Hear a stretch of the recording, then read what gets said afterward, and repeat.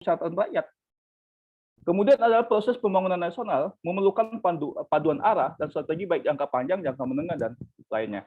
Nah, jadi kalau kita lihat berdasarkan survei, ini bukan pendapat pribadi saya, ada 350 responden dan sebagian besar adalah dosen HTN dan HAN, termasuk mahasiswa HTN dan HAN yang kemudian di survei. Nah, ini konteksnya ya, jelas 89,6%. Nah, lalu bagaimana mekanisme untuk melakukan memasukkan GBH ini? Yang pertama ya tadi, cara jangka panjangnya adalah ya memasukkan dalam konstitusi. Tapi sebenarnya dalam konteks yang lain, kalau kita melakukan akrobat hukum ya, hukum itu kan dalam konteks bisa saja kemudian praktik ketatanegaraan sebagai sumber hukum.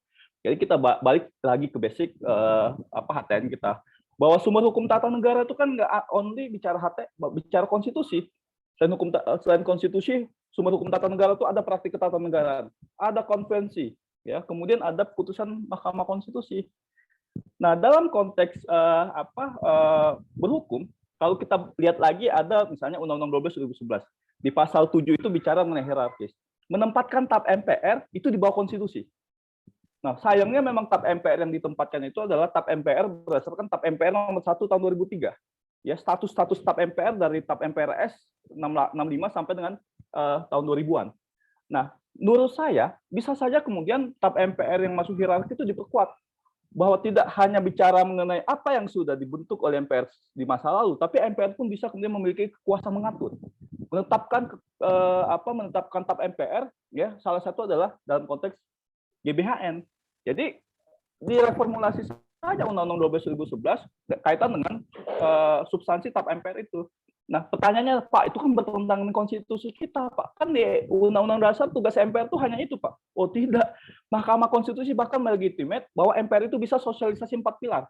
Ya, di Undang-Undang MD 3, MPR itu diberikan kewenangan untuk melakukan sosialisasi 4 pilar. Itu perluasan kewenangan MPR dari tempat ke tempat melakukan sosialisasi 4 pilar gitu kan. Itu nggak ada pijakan di konstitusi kita. Tapi MK mengatakan apa yang dilakukan oleh MPR itu sah-sah saja, open legal policy. Jadi tidak ada masalah. Bahkan Undang-Undang Dasar itu living constitution, dia bergerak. Ya, MK yang tidak berwenang menguji Perpu, di MK itu mengatakan ya Perpu pun bisa masuk ke undang-undang kewenangan Mahkamah Konstitusi. Jelas itu merupakan bentuk perluasan terhadap konstitusi kita. Komisi yudisial misalnya mengangkat dan mengusulkan pengangkatan hakim ad hoc. Oh, tidak ada di Undang-Undang Dasar kita. Tapi di Undang-Undang KY itu dibuat bahwa selain hakim agung, Komisi yudisial juga melakukan rekrutmen terhadap hakim ad hoc di Mahkamah Agung. Ini bentuk perluasan dari konstitusi kita. Nah, yang ingin saya sampaikan adalah dalam konteks PPHN atau GBHN, ya kalau saya berpendapat, ya saya sependapat dengan 89,6% responden mengatakan GBHN itu adalah sesuatu yang memang perlu agar negara ini punya arah yang jelas, yang kemudian menjadi dokumen buat bintang pemandu bagi presiden, ya, bagi penyelenggara negara. Tidak sporadik sekarang, suka-suka presidennya. Ya, kalau presidennya macam Bang Aul, saya nggak khawatir, itu luar biasa melesatnya. Tapi konteks pendekatannya bisa saja kemudian ya sangat Muhammadiyah misalnya. Nah, ini saya kira mengapa GBHN atau PPHN ini ya dalam konteks pemahaman saya pendapat dengan 89,6% tadi itu perlu dihidupkan, dan caranya ya cara reguler melalui insersi ke konstitusi atau cara yang tadi akrobatik, yaitu memasukkan fungsi MPR ini dengan mempertegas bahwa TAP MPR di hierarki ya sesuai dengan Undang-Undang 12 2011 itu adalah kuasa mengatur untuk kemudian GBHN bisa dimasukkan ke sana. Itu saja dari saya, moderator. Terima kasih sekaligus itu saya kira closing statement saya. Terima kasih. Billahi taufiq wal hidayah. Wassalamualaikum warahmatullahi.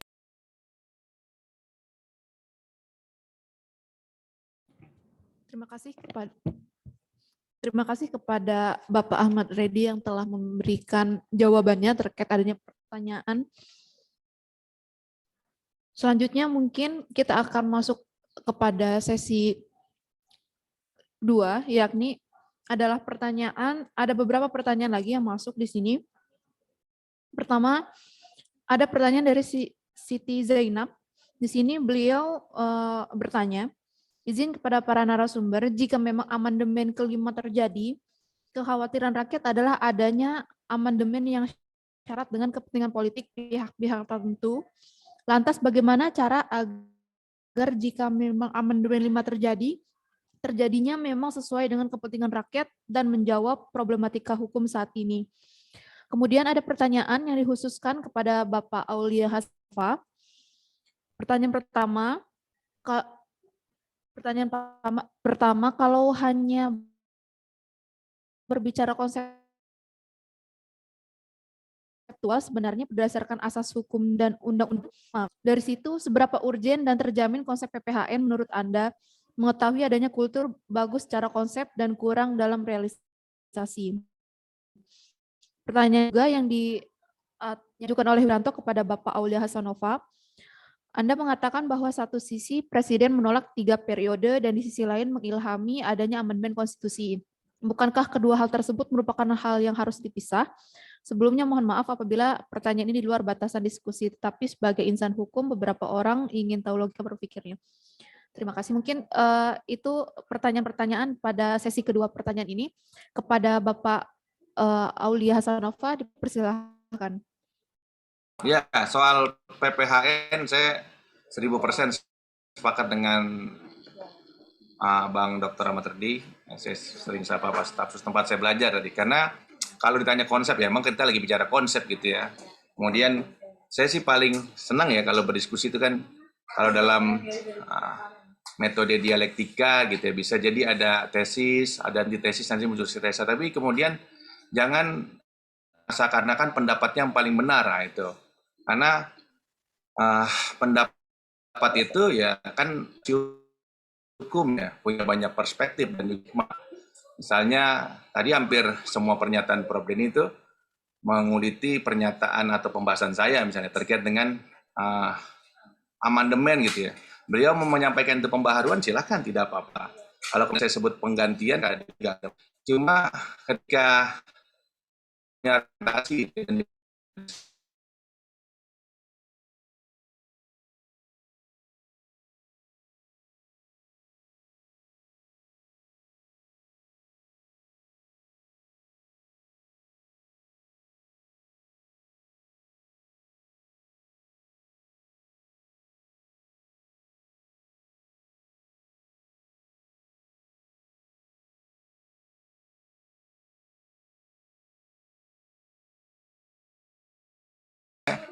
nggak seluruhnya kemudian diambil gitunya. Itu yang kemudian jadi masalah juga.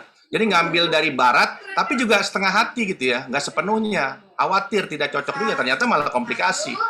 Misalnya, sop bicameral, DPR-nya punya fungsi legislasi, yang satu macan ompong, itu diakui ternyata. Ya, karena memang tidak utuh mengambilnya. Pemilihan langsung, di Amerika pakai electoral college, di Indonesia enggak. Dan itu kemudian juga menghadirkan ada pola 1 putaran dan 2 putaran misalnya. Jadi membahas tentang konstitusi juga komprehensif juga. Karena ada juga aliran yang mau kembali kepada undang-undang dasar yang lama, dan itu nggak boleh juga kita bilang salah gitu ya. Karena ini ruang mimbar akademik, biasa berbeda. Biasa kita punya hasanah yang ya punya dalil masing-masing perspektif. Misalnya kalau saya kemudian pakai teorinya Mawardi, Al-Ahkam Al-Sultaniyah, terkait dengan konsep imamah gitu ya. Ya pasti punya varian keluar yang berbeda dengan disertasi yang pakai misalnya pakar hukum barat misalnya.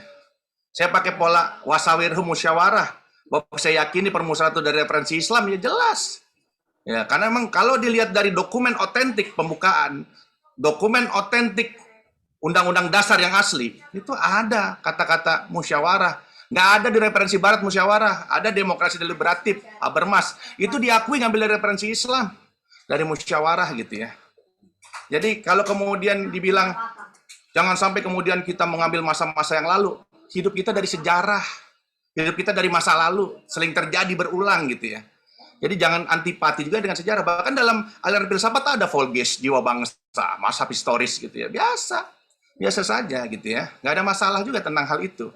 Nggak ada masalah tentang perbedaan. Saya malah menghormati perbedaan dengan kita bisa berbeda pandangan. Tapi jangan kemudian bilang akademisi teroris misalnya, akademisi kelas kambing, wah itu nggak pas. Misalnya kalau ada argumentasi-argumentasi yang berbeda, kemudian kita justifikasi orang, kita klaim orang, kemudian seperti itu gitu.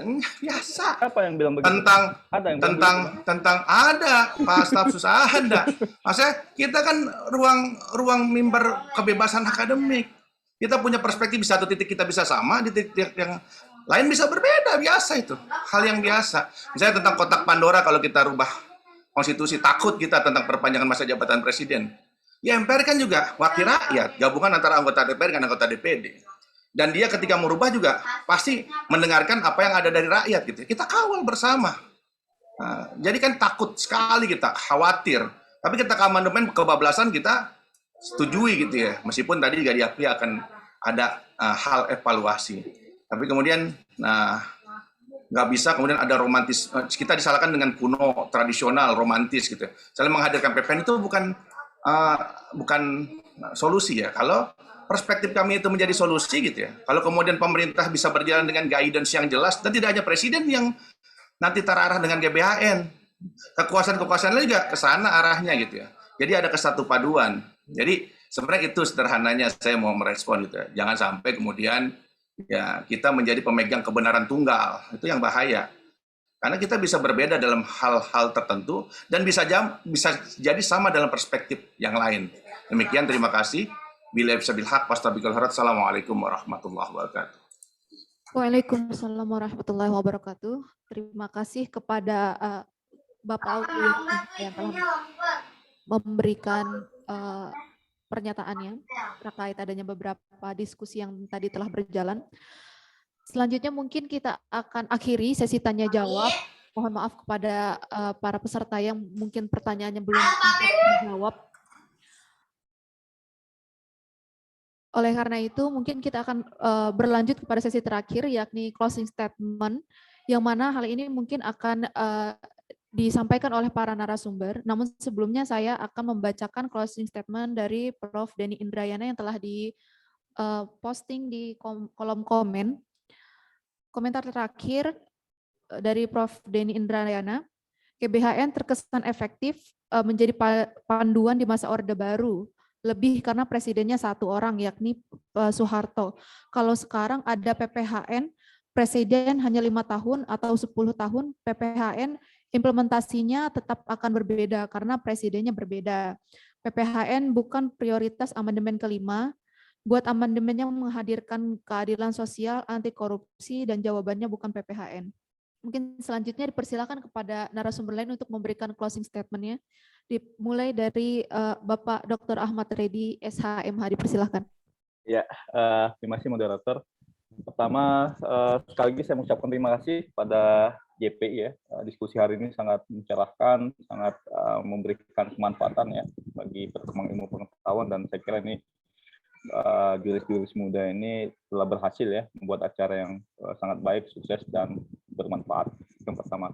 Kemudian yang kedua, saya kira terkait mengenai isu hari ini ya, ya tadi yang disampaikan oleh Bung Aulia bahwa dialektika itu menjadi sangat penting ya, tesis, antitesis, dan sintesis, dan kita tidak boleh saling menegasikan dalam konteks yang negatif. Misalnya tadi saya baru dengar tadi ada yang mengatakan bahwa ketika berbeda pendapat dianggap teroris konstitusi gitu kan, kemudian dianggap sebagai akademisi kelas kambing. Nah, narasi-narasi begini dalam konteks ilmu pengetahuan tidak boleh muncul ya. Sekeras apapun perbedaan pendapat, ya itu bagian dari karunia di perguruan tinggi, karena kampus itu merupakan kristal ilmu pengetahuan ya, knowledge center yang memang dalam konteks perbedaan pendapat itu saya kira biasa, dan kemudian harus saling menghormati dengan berbagai macam scientific evidence yang dibangun sebagai argumentasi yang baik. Kemudian terakhir ya, saya tunggu undangan-undangan selanjutnya dari teman-teman JPI, dan saya sangat senang sekali diundang pada hari ini, walaupun awalnya berharap bisa offline ya, agar kemudian bisa silaturahim melihat anak-anak muda luar biasa ini, tapi karena memang akhirnya harus online ya tidak apa-apa. Terima kasih sekali lagi. Saya mohon maaf apabila ada hal-hal yang tidak berkenan. Silakan bila ada yang mau didiskusikan bisa WA ke saya, dan terima kasih. Billahi taufiq wal hidayah. Wassalamualaikum warahmatullahi wabarakatuh. Waalaikumsalam warahmatullahi wabarakatuh. Closing statement berikutnya yakni dari Bapak Dr. Aulia Hasanova. Dipersilahkan Bapak. Iya, pertama pasti terima kasih atas kesempatannya di Milad JP yang pertama, diberikan kesempatan untuk berbagi ya narasi, diksi, dan banyak hal terkait dengan pembangunan kebangsaan. Dan tadi sampaikan juga, saya sepakat lah ya, terkait dengan memahami tentang perbedaan. Gitu. Tapi pada intinya kami ini intelektual yang diajarkan untuk tidak hanya berada di zona nyaman gitu ya, dan tidak takut juga untuk bersuara lantang karena khawatir di penjara gitu ya. Makanya ya qalil haq wala kanamura, katakan yang benar walau itu pahit. Ya. Dan ada konsistensi gitu ya, tidak hanya kata-kata tapi juga perilakunya juga sesuai gitu ya. Makanya dia punya kedudukan yang tinggi tuh. Ulama kan orang yang berilmu sebenarnya. Nah, berbicara tentang keindonesiaan gitu ya. Banyak orang yang berilmu yang kemudian memberikan Indonesia, dan kemudian belakangan ini orang-orang yang berilmu itu dikendalikan oleh pemilik modal atau pengusaha. Nah, ini yang kemudian harus dikembalikan sebenarnya, bahwa negara ini ya pendirinya orang yang kemudian punya pengetahuan, punya ilmu, memahami perbedaan, bahkan santun dalam berbeda gitu, tuan dan puan gitu. Banyak paradigma yang bermunculan sejak dulu sampai sekarang, dan itu harus kita menjadikan hasanah. Misalnya pembangunan nasional ke depan, kalau kita lihat memang ternyata produk hukum yang ada pasca reformasi ini banyak membuat Indonesia menjadi crossroad, ya kita harus cari jalan keluar gitu ya. Bisa jadi yang terjadi yang sebelumnya ada di Orde Baru ada GBHN, di Orde Lama juga ada GBHN, kemudian sekarang ada format PPHN. Siapa tahu dalam konteks kemudian ada basis keilmuan gitu ya. Ada kemudian presiden yang punya pegangan meskipun dia berganti, dan ditetapkan juga oleh lembaga yang memang punya sejarah luar biasa bernama Majelis Perusahaan Rakyat. Itu juga bisa dilakukan bersama ya, diskusi-diskusi, kajian-kajian yang saling punya basis pemikiran gitu ya. Jadi saya pikir terima kasih momentum ini bisa kita menambah hasanah gitu ya terkait dengan arah pembangunan Indonesia ke depan yang sesuai dengan cita-cita luhur kebangsaan. Ya, pastinya kalau cita-cita luhur kebangsaan pasti Pancasila gitu. Tapi bukan Pancasila yang diterjemahkan secara subjektif, yang bukan untuk mengebuk lawan politik, tapi Pancasila yang sebenarnya sebagai dasar negara dan kepribadian kita sebagai ya warga negara yang merdeka. Terima kasih. Assalamualaikum warahmatullahi wabarakatuh. Waalaikumsalam warahmatullahi wabarakatuh. Terima kasih kepada Bapak Aulia yang telah memberikan closing statement-nya. Demikianlah adanya susunan acara kita, yakni diskusi publik, rekonseptualisasi arah pembangunan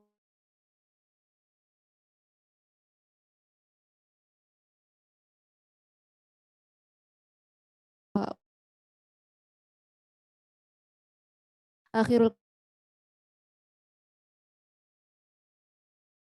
berikan kepada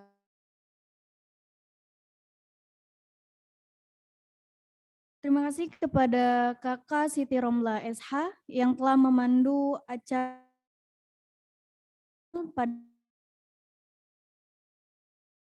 acara selanjutnya, yaitu foto bersama. Dan untuk kami foto bersama dan kerap menghidupkan.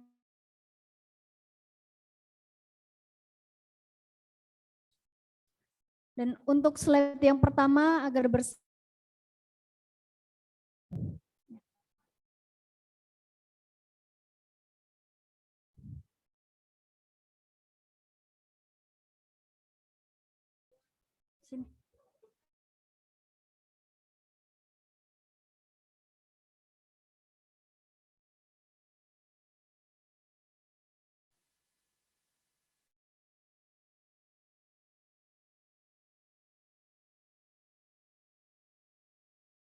Udah? Oke. Udah masuk semua? Oke. 2, 3.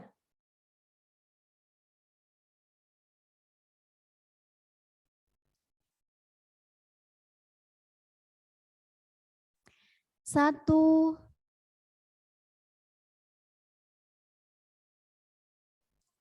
Oke, next slide. Agar bersiap-siap menghidupkan.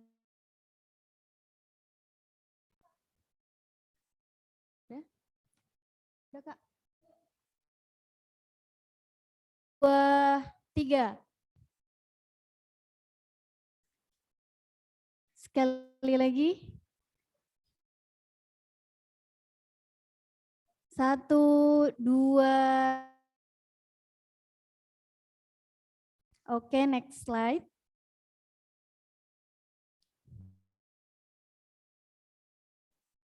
Udah?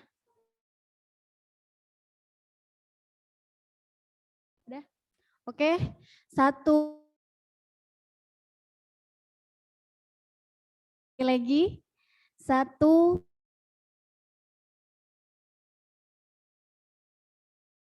Next slide. Yang terakhir. Oke, 1, 2, 3. Oke. Terima kasih kepada seluruh peserta.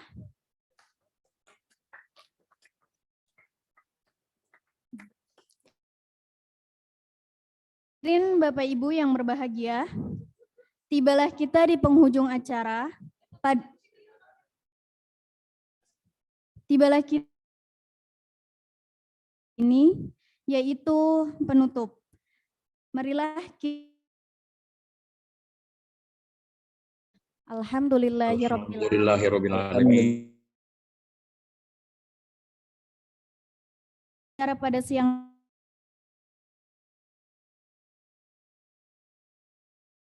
opening speech serta kepada seluruh peserta yang sudah berpartisipasi dalam siang hari ini. Terima kasih saya ucapkan kepada DPC Permai Tangerang yang telah berkontribusi dengan Juris Police Institute, dan tidak lupa juga kami ucapkan terima kasih kepada seluruh media partner atas kontribusi dan dukungannya sehingga acara diskusi publik nasional pada siang hari ini dapat berjalan dengan lancar. Untuk itu, saya Alin Sohebah selaku Master of Ceremony pamit undur diri dan mohon maaf apabila ada kesalahan dan kekurangan yang didapati selama berlangsungnya acara. Saya mewakili seluruh panitia yang bertugas dan mengucapkan terima kasih atas perhatiannya. Selamat siang, sampai jumpa di lain kesempatan. Wassalamualaikum warahmatullahi wabarakatuh. Waalaikumsalam. Waalaikumsalam. Terima kasih pada link absen sudah dimasukin di chat ya.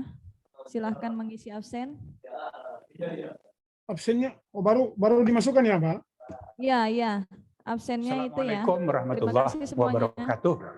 Saudara-saudara, keluarga besar, terutama ya keluarga besar Juris Police Institute dan segenap stakeholder, pemangku kepentingan, ya, the friends of the institute, kawan-kawan, teman-teman, para sahabat dari institut ini.